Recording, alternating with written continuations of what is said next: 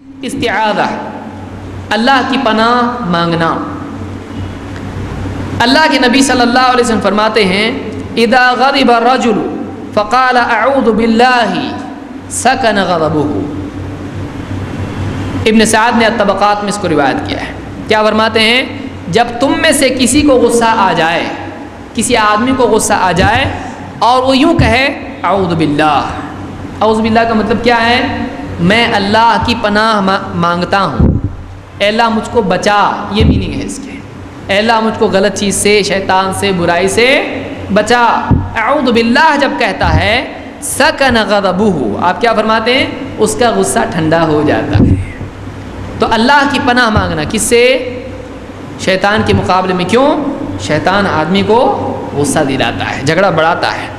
سلیمان ابن سرد کہتے ہیں استب رجلان عند النبی صلی اللہ علیہ وسلم ونحن عنده جلوس، دو لوگ لڑنے لگے اللہ کے نبی صلی اللہ علیہ وسلم کی مجلس میں ہی، قریب ہی وہیں پہ، اور ہم بیٹھے ہوئے تھے آپ صلی اللہ علیہ وسلم کے پاس۔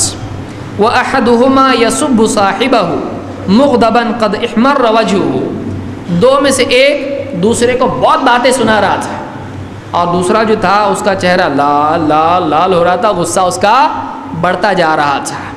فقال النبی صلی اللہ علیہ وسلم انی لأعلم کلمة لو قالها لذهب عنه ما یجد، ایک بات، ایک کلمہ میرے پاس ایسا ہے، اگر یہ آدمی جس کو غصہ آ رہا ہے اگر وہ کلمہ وہ کہہ دے تو اس کی جو اس کی حالت بن رہی ہے وہ حالت ختم ہو جائے گی۔ لو قال اعوذ باللہ من الشیطان الرجیم، اگر بس وہ اتنا کہہ دے اعوذ باللہ من الشیطان الرجیم، میں شیطان مردود سے کس کی پناہ مانگتا ہوں؟ اللہ کی پناہ مانگتا ہوں، اتنا بولا نا اس کا غصہ چلا جائے گا۔ تو یہ جو جملہ ہے یہ امام البخاری مسلم دونوں نے اس کو روایت کیا ہے، الفاظ بخاری کے ہیں۔